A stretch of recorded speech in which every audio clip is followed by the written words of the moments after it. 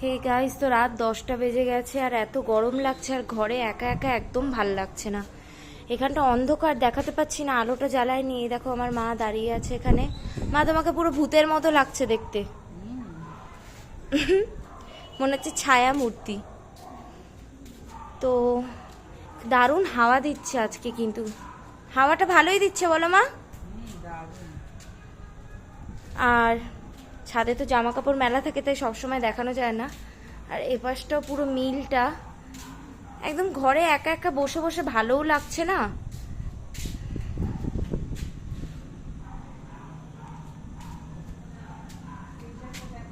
স্টেশনটা দেখাতে বলছে আমার মা। আমাদের ঘর থেকে না, এখান থেকে যে স্টেশনটা, এখান থেকে ট্রেন গেলে দেখা যায়, পুরো স্পষ্ট দেখা যায় একদম এখান থেকে ট্রেন গেলে।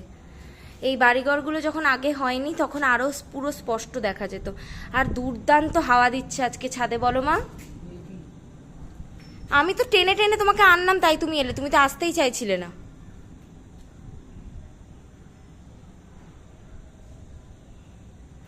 ও এখানে পতাকাটাও টানিয়ে রেখেছে, ভাইয়া টানিয়েছে না মা এটা? ও আমার মা টানিয়েছে। কি যেন উপলক্ষে টানিয়েছো? হাসবে লোকে না বললে, বলো। রামনবমী উপলক্ষে টানিয়েছে এটা। হ্যাঁ উঠেছে, এখানে রামটা ঠিক করে দেখা যাচ্ছে না, অন্ধকার না সব।